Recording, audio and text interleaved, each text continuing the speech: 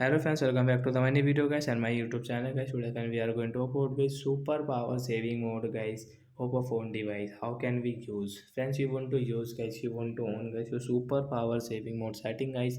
So friends, you can on and you can use in your Oppo phone device. So friends, you will have to on guys your phone setting guys. After on phone setting guys, we will click on guys phone battery setting guys. Tap on phone battery setting.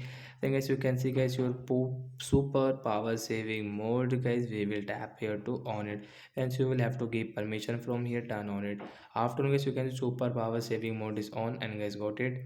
Friends, you can use guys only contact, Instagram, Drive, Facebook, and get this game and driving guys. So like that guys, you can check guys battery can last up 1 day, 13 hour and 1 minute.